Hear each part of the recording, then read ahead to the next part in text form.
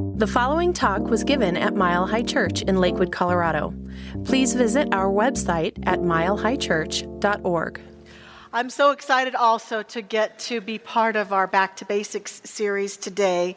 What a joy it is to be here on these first Sundays of the year. Happy New Year, and to really step into an opportunity to rediscover for many of us and to discover some of the basic ideas of our teaching. This notion of back to basics is something that is practiced in centers all over the world like ours. While we are a unique and wonderful center, there are centers like Mile High all over our planet that are part of the Center for Spiritual Living, which we are affiliated with, and it is traditional for many of them to stop in January and really look at the basic ideas of our teachings. This is helpful in a number of ways for those of you who are brand new to Mile High or to this teaching, or if you're watching online and you're brand new, it gives you a sense, if you watch these talks in January, of what it is that we really believe, what we're all about.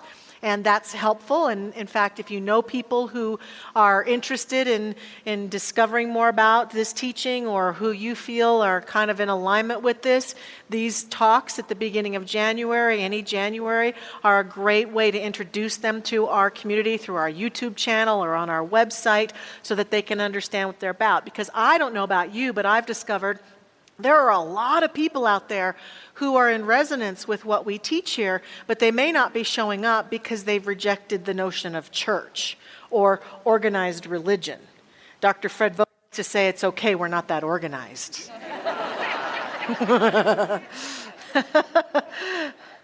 And so sometimes helping someone access this in the many ways that we can these days helps them to understand what it is that it's all about, and maybe pass over that barrier that would keep them from church. This is also a good series for those of us who've been around for years and think that we know a lot about science of mind and spirit. Because what I've discovered in my own adventure in life, if you will, is that this notion that God, this God that we believe in, which is not a guy in the sky, but rather a presence, is an eternal presence. And for the human mind and heart, that it will be a lifetime, and many times possibly beyond this lifetime, that we will continue to evolve and deepen into our understanding, our relationship with this divine presence, and be able to continue to deepen into that and live from that. And so no matter how advanced you think you are, this is a great opportunity to go back to the basics. I have good news and I have bad news for you. In this endeavor, there will never be a time when you're done. Yeah, there'll never be a time when you can say, well, I took that class, I'm done. I got that practitioner license, I'm done. I am a minister, I'm done. I can assure you, I'm not done.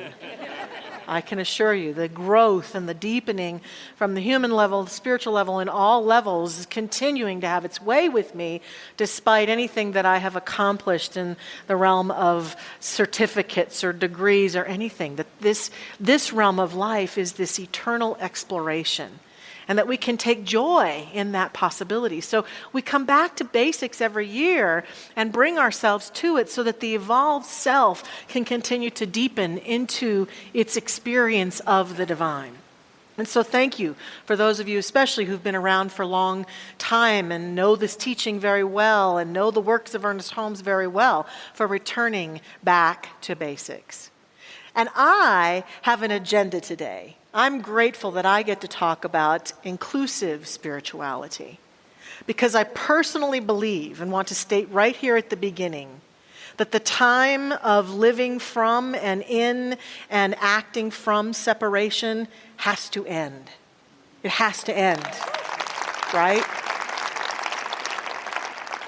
At least if what we say we all want, if it's to come about, separation has to be complete within us. The parts of us that want to separate ourselves from our mistakes and mess-ups, as I said at the welcome, the part of us that wants to criticize and make ourselves wrong, that wants to feel unworthy, and then project that all over people everywhere and make other people wrong for the things they want to do and the way they want to live in any realm. What we see for eons and eons and eons is that separation is not working in terms of peace on earth, goodwill to all. It's just not working. If it were, all of our relationships would be stellar. If it were, we would not be going to war or in violence with other countries. If it were, we would find solutions for the challenges that we face in every realm of life. It is because humans continue to cling to separation that we are ineffective at times at solving problems in our most personal relationships, as well as in the problems that bother us about the world. And so today, in going back to basics, I'm calling us to unity. I'm calling us to unification. I'm calling us to oneness. We're calling us in this series back to recognize that our teaching, as well as teachings throughout the ages, and mystics throughout the ages have told us time and time again that our solutions can come the more that we can find our way in heart and mind and prayer into love and connectedness. That's the work. That is the holy, sacred work of one who says they are spiritual. And so today becomes a conversation to say, am I really living that out? And how could I live that out more powerfully? And I want to just talk briefly about some of the things that bother people or they're concerned about or they're questioning when they come into a new teaching like this, because it is different here. We are not a traditional faith in that so many things about how we do and what we do and the very fabric and fiber of our teaching is different. Science of mind, religious science. Reverend Josh mentioned last week that's what we call ourselves. But that puts people off at times, that weird name, and people get confused, don't they, and think we're Christian Science or Scientology, right? I swear my grandfather died thinking I was a Scientology minister. And I said to him so many times, Papa, I am not a Scientologist. Not that there's anything wrong with that necessarily, because I believe everyone needs to find their way into their faith. But we are not Scientology, nor are we Christian Science. We are completely different from that. And so when people ask about that, nope, that's not us. We are distinct in that regard. Some people are nervous to come into a church or a center like ours because they feel like since we're not traditional, we must be a cult. And so, that's happened for eons, years ago, when the Christians first started to break out and to begin to speak about what they believed. They were labeled a cult. Many of them were killed for being in the cult of Christianity. And so the word cult gets bantered about. And so many times I will say to people who are concerned or think we're a cult, how would you know if we were a cult? What would we be doing that would reveal to you that we're a cult? And many times they'll say things like, well, the leader must be worshipped and believed no matter what. No, it doesn't happen here. No.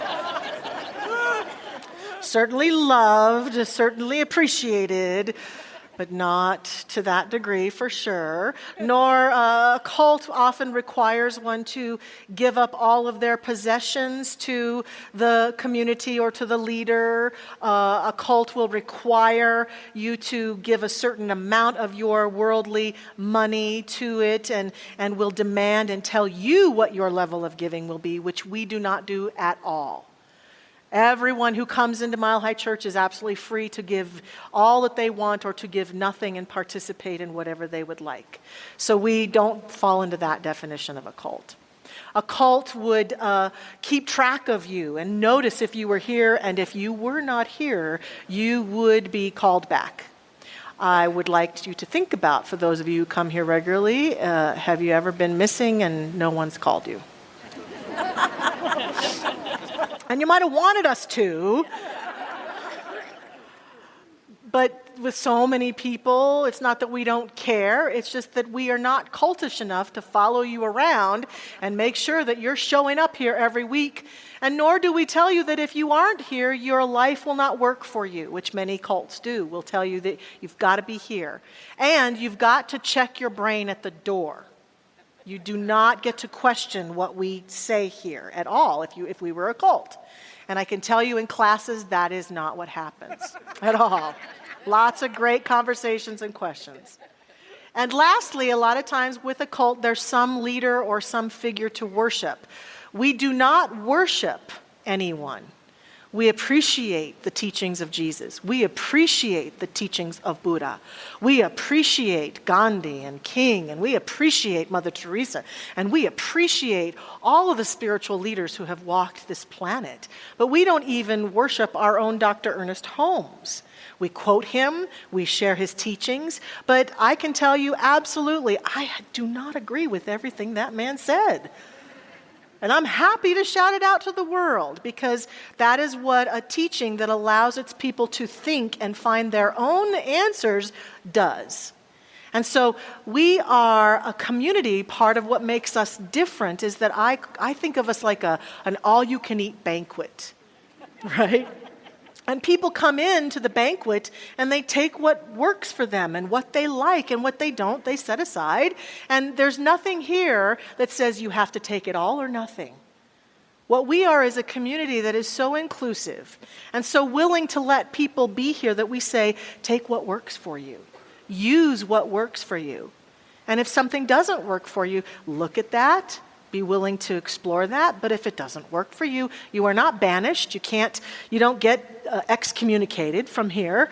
You can still participate to whatever degree is comfortable and participate at the level that you feel is right for you. And there's an openness and an acceptance, an inclusivity that says you can do what works for you. And we do not believe that we are the only right way. Now, this can be challenging because there's a propensity for humans when we get really passionate about something, we want to shout it out to the world. And so there's a fine line between what I would call passionate commitment to something and unhealthy tribalism. And even those of us who are part of this teaching that say we're so open and inclusive will sometimes have to watch the part of us that wants to get a little tribalistic about this. We are not the only right way. There are many ways to walk the path of relationship to the divine. We believe this is one way. Here's my prediction. When we all get to the other side, we'll meet and see if I'm right. When we get there, we'll probably find that pieces of every bit of it were right, and pieces of every bit of it were not actually on target. Even some of this, right? It's very possible. And we are audacious enough to say, well, we're going to passionately be committed to this path. But passionate commitment to one path does not mean that I have to make other people wrong who do not practice this path. So we as a teaching don't go out and proselytize and try to convert people or tell people they have to be here. This is the only right way. We don't even say, boy, the world would be so much better if everyone was religious science. You may think it occasionally, but you don't say it. Because we believe that what I believe personally is that everyone committed to their own experience of the divine, living it out, will find, no matter what faith they're part of, that mystic portal into oneness and inclusion that allows for there to be space enough to say, you please be passionately what works for you and allow me to be passionate about what works for me.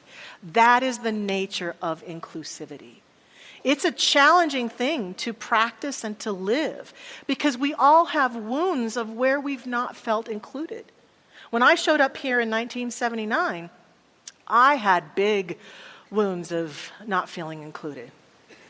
When I was about 5 years old, I remember sitting in the backyard of our home in Salida, Colorado, and looking out at the sky and the trees and sitting on a swing and feeling so connected. feeling so connected to some universal presence and just feeling that presence as divine love and light and wholeness, and it was so wholesome and pure.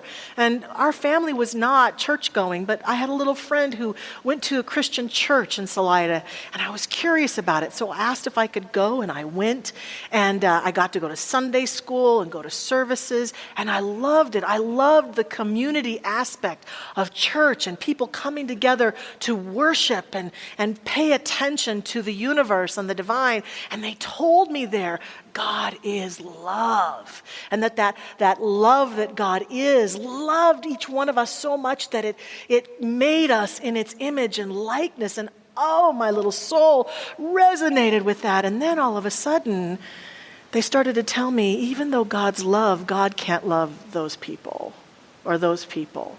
People who don't follow the Bible, people who don't believe in Jesus, people who don't worship the way we, God can't love them.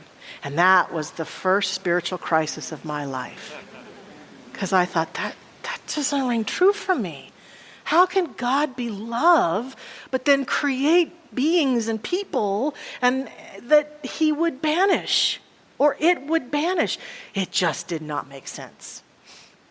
And then we moved to Denver, and at the age of 10, I began to have personal challenges in school as my little body was shifting and changing, and every day of my life I was being tortured and bullied and tormented for how my body looked, for being a girl who looked different, I was called names, and I began to separate myself from my own image in the mirror and my own body and believe that I was too diverse to be lovable, that I was too different, that there's no way that anybody could ever love me. And of course, from the age of 10 on, I was very into romance, and it was so heartbreaking because I believed firmly from the input that I'd been given for so many days, I was ugly and absolutely unlovable. Ugly, fat, and unlovable. Those were the words. And then, when I was 13, my parents got divorced, which actually I thought was a very good thing. But the thing that happened is that my father disappeared, and I felt another rejection. I felt like this man that I loved, this charming man, that my parents would be much happier without each other, but that I would still get to have a relationship with my father, and he just disappeared, and I felt abandoned. And again, that conversation was, I'm not lovable. If I was more lovable, he would be here, and I took the full brunt of that within my own soul. And that same year, I was ceremoniously kicked out of catechism. So I showed up here in 1979, not feeling very included in life. Not included in the universe, not included in God's world, and certainly not included in my own mind about myself. But when I walked into this place, like many of you, I felt something that was very much akin to sitting in that backyard, looking out at the sky and sensing the divine love. And I felt, and people acted like and said to me and looked me in the eyes and said that I was loved just as I was, and I was welcome just as I was, and invited me in and allowed me to step into classes, and oh my gosh, allowed me to do what got me kicked out of catechism, which was ask questions and debate and ponder and not always agree with the teacher. And oh my gosh, could this be for real? And the more that I came here and the more that I stayed and the more that I learned about this teaching, I learned that at the core of the teaching, that's it. Everyone is welcome. Everyone is accepted just as they are. Everyone's journey is holy and sacred. And that the reason that we believe in that and can live that out so voraciously is because our belief about God is not some far-off being out there, but rather is a presence that science even tells us that this universe is made up of the same energy but diversely expressed. At the molecular level, the same thing diversely expressed. And so I learned that a key component of this teaching is the apparent paradox of unity and diversity. We are all one. We are all made of the same stuff. The people you love, the people you don't. The people you like, the people you don't. The people who are doing what you agree with, the people who are doing what you disagree with. The people who've done the most wonderful, amazing work in the world, the people who've been horrible and rude and bad. It's all God. And that each being is a specialization of the divine energy and can take that creative flowing energy that everyone has and specialize it for their greater good, or specialize it in ways that don't really serve them or others. That we've all been given the free will to create that life. And that through our acceptance and embrace, and through our ability to be in that space of the unity and honor the human diversity, we see the true nature of the universe and we experience the true nature of the universe. And not only that, nature mirrors this to us, doesn't it? How many of us nature lovers would love for there to be only one kind of flower? No daffodils, only roses. No stinkweeds at all. Get rid of the stinkweeds and nature's perfect. How many of us would only like there to be cats and no dogs? Or no, don't clap. And dogs or no cats. Right? How many of us would only like there to be elephants but not hippos? We understand as we look at nature that the diverse experience of it is part of its beauty. Even insects or bugs. We may not like them, we may not prefer them, but we see that in the totality of the wholeness of nature, everything has its purpose, and everything has its unique way of showing its beauty. And this is the truth of humans also.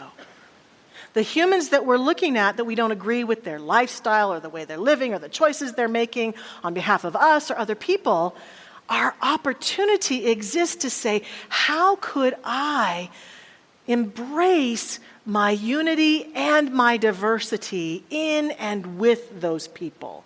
What is the pathway into that? And so there's a sacred spiritual inclusivity that we practice here at Mile High Church and in Science of Mind and Spirit.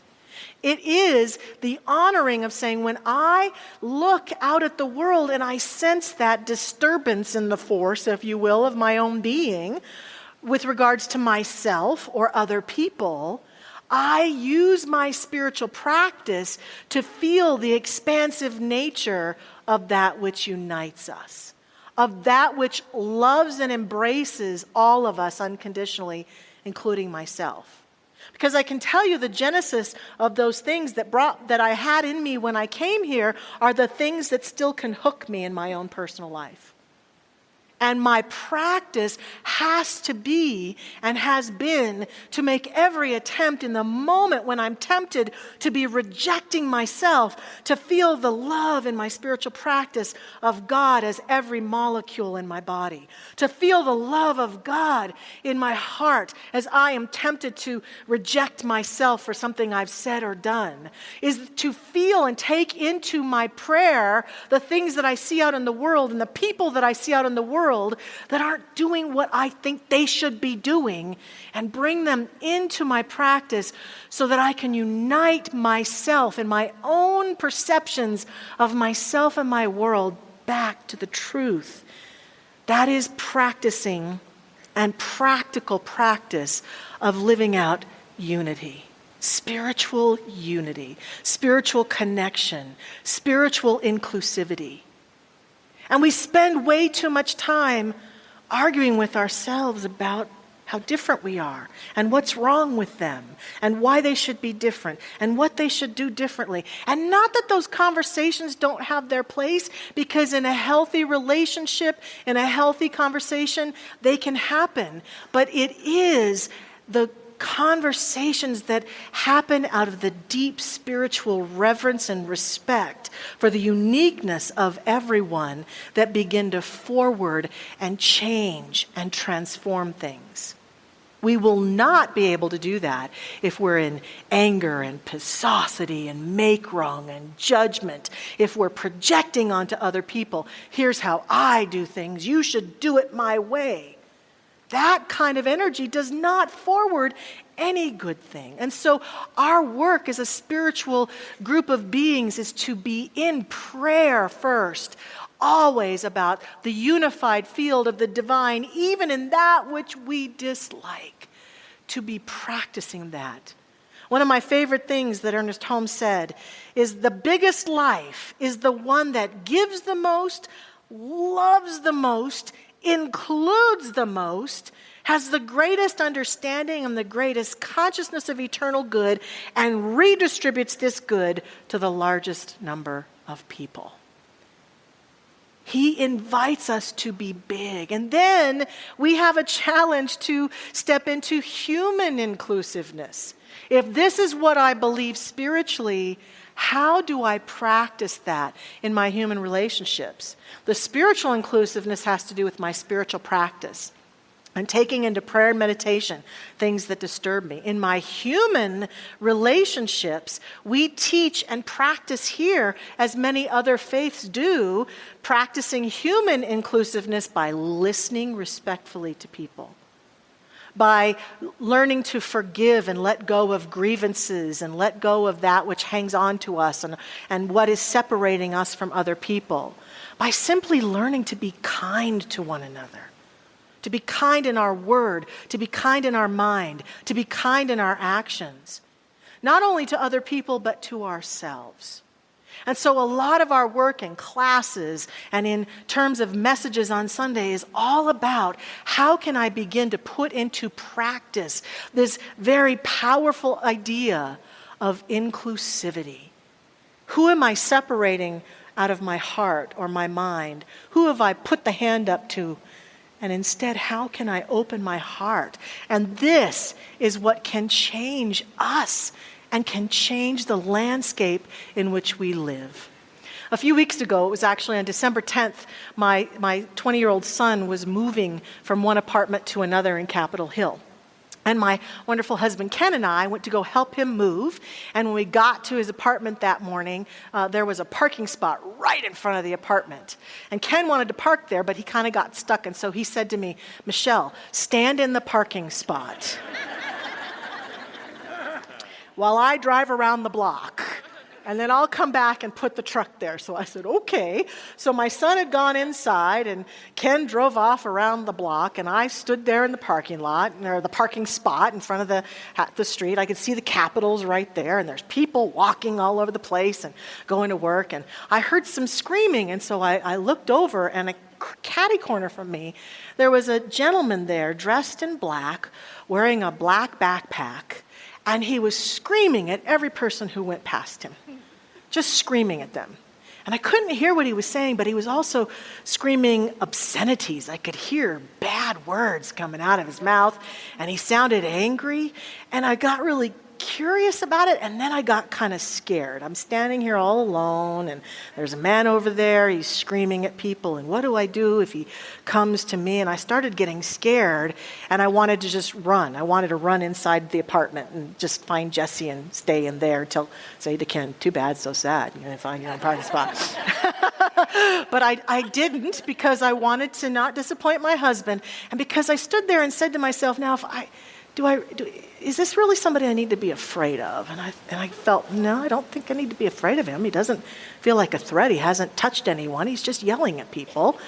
And so I said, well, what if I stood here? How could I maybe contribute to his life? And all I did was I turned towards him and I started sending light, white light and love and peace and just well-being, and just started breathing it out to him.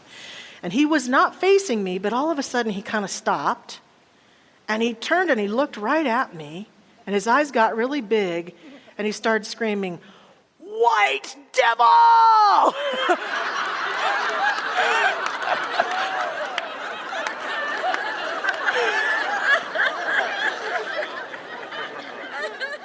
And I was like, I don't know if he sees the color of my skin or not. I can be kind of a white devil every once in a while, but I thought, I wonder if he felt it. I wonder if he felt this light. And he said it a number of times, white devil. And I wasn't scared. I just kept sending the light.